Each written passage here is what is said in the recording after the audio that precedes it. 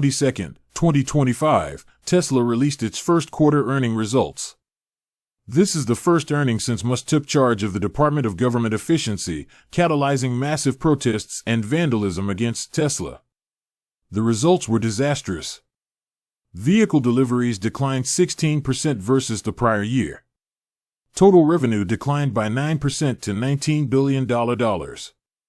They eked out a tiny operating profit of $493 million, excluding non-recurring items. This is a decline of 58% versus the prior year. Despite the horrible results, Tesla's stock price actually increased following the earnings report. Tesla still has a market capitalization of roughly $800 billion, making it the most valuable automaker in the world by far. The second most valuable automaker is Toyota, which has a market cap of just $250 billion. In this video will impact Tesla's first quarter results. We'll then try to understand why so many investors still believe in the company despite its poor recent performance. This video is brought to you by Differentiated, a website we created which provides premium short-selling research among other things. We identify companies we believe to be fraudulent or overvalued and write professional-grade research reports explaining the bear case in great detail. Since we began publishing our research at the beginning of 2024, a hypothetical portfolio of our short positions has massively underperformed the S&P 500. We also have a public short report aggregator. Here we follow a handful of activist short sellers who we hold in high regard. Every time they release a new short report, we write a summary allowing you to quickly gain an understanding of the key points. Finally, we have a merger arbitrage table which tracks all active mergers and acquisitions of companies listed on major U.S. exchanges. All this is available with the premium subscription to Differentiated Analytics, and for a limited time, you can lock in 50% off by using the promo code WSM50 at the checkout page. So, if you're interested in short selling, make sure to go to Differentiated Analytics.com to sign up today. The link is in the description below. And now back to the video. Let's start off by looking at deliveries. Tesla does not report delivery numbers for each model. Instead, they have two reporting segments. The first segment is the Models 3 and Y. The second segment is all other models, which includes the S, X, Cybertruck, and Semi-Truck. Although deliveries of the Tesla Semi are so insignificant as to be immaterial, total deliveries declined 16% versus the prior year. The 363,000 cars they delivered in the first quarter 20-5 is the lowest level of delivery since the second quarter of 2022. Tesla tried to blame this on the release of the new version of the Model Y, which is called the Juniper. The Juniper was only launched near the end of the quarter. They halted production of the old Model Y to change over to the new version. While the Model Y changeover undoubtedly played some role, it is not enough to entirely explain the decline in deliveries. Deliveries of the Model 3 and Y declined by 16%. Deliveries of all other models declined by 18%. You can't blame the Model Y changeover for declining deliveries in the other segment. There is clearly a decline in demand for the Tesla brand in general, likely due to controversy around Elon Musk's Department of Government Efficiency. We can also see this in the market share numbers. Tesla's three main markets are North America, Europe, and China. In both North America and Europe, Tesla's market share is declining while it's remained about flat in China. This is despite EV penetration continuing to increase strongly in all three regions. In addition to vehicles, Tesla has another segment called energy generation and storage. This includes their Powerwall, which can be installed in residential homes, their massive grid-scale energy storage, and finally their residential solar roofs. Tesla's solar business was created when they acquired Solar City in 2016. The energy storage has been doing very well. Here we can see that the number of gigawatt-hours deployed has increased tremendously over the past couple years. The solar roofs, on the other hand, have been a disaster. Throughout 2022 and 2020, their solar roof deployments declined by more than half. It got so bad that in 2024, they stopped disclosing their solar deployments. The solar roofs are expensive and take a long time to install. They're currently too expensive to make sense for most households. Overall, the energy generation and storage segment has been growing strongly.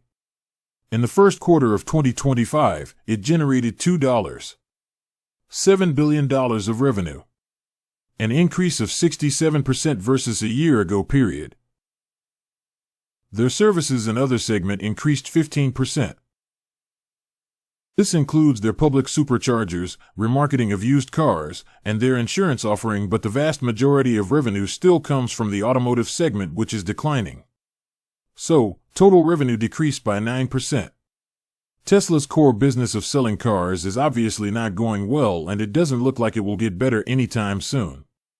The company declined to provide operational or financial guidance for 2025. Blame the unfavorable macroeconomic environment. During the earnings conference, Elon Musk tried to distract away from the disastrous financial results as much as possible. He wants investors to instead focus on the revolutionary new technologies he claims to be developing. Musk said, quote, "The value of the company is delivering sustainable abundance with our affordable AI-powered robots," unquote. By AI-powered robots, he's referring to their planned autonomous robot taxis as well as their Optimus humanoid robots.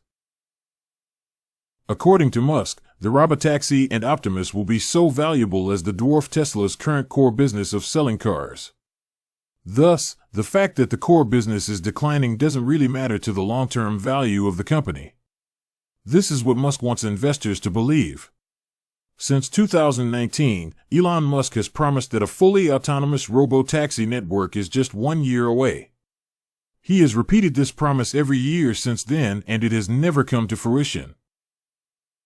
But this time, his promise seems much more concrete than anything he said in the past.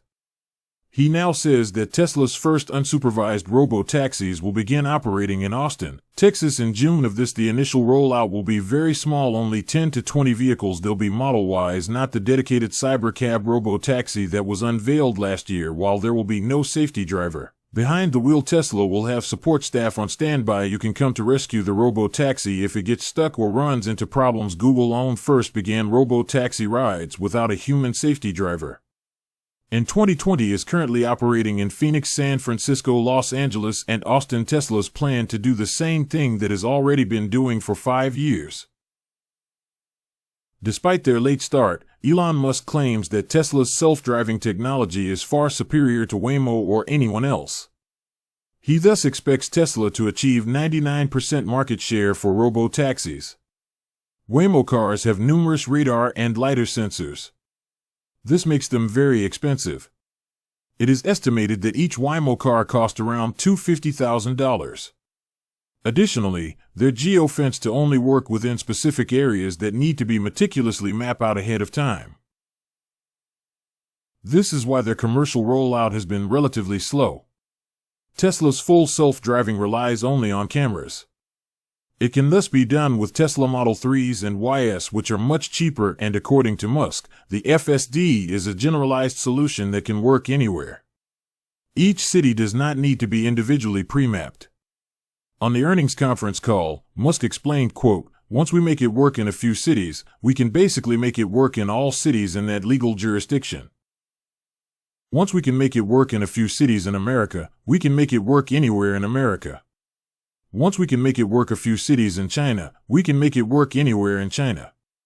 Likewise, in Europe, limited only by regulatory approvals."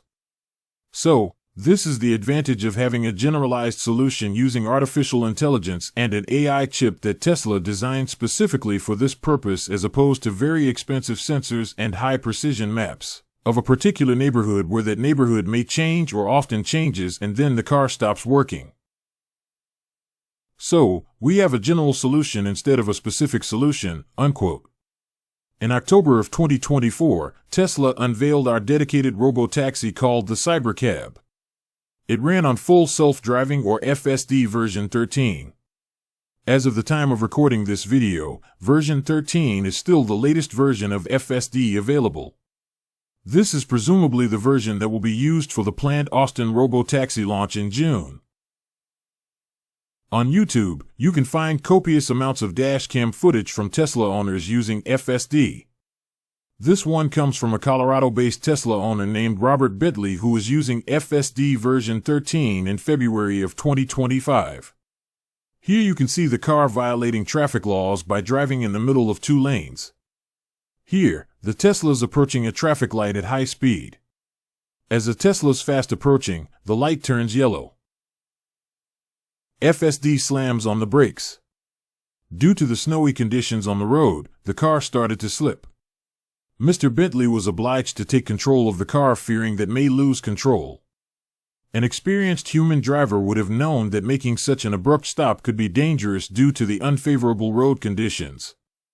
A human driver can use their judgment and decide to just run through the yellow light. FS is not able to do this. As we've explained in previous videos, Tesla's safety statistics are selective and unreliable, but even if you take them at face value, which we absolutely should not, they prove nothing about the safety of an unsupervised robotaxi. Take the example we just looked at. The car didn't crash. So according to Tesla's data, the car has driven some miles without a crash. This improves crash rate statistics. But what if Mr. Bentley had not intervened? Would the car have crashed? There's no way to know, so we have no idea how safe and unsupervised Tesla Robotaxi will be. Tesla and Elon Musk have no way of knowing this either because there's no real-world data. Yet Musk continues to make unsubstantiated claims that the robotaxi will be far safer than a human driver. In one instance, he claimed it will be 30 times safer than a human driver.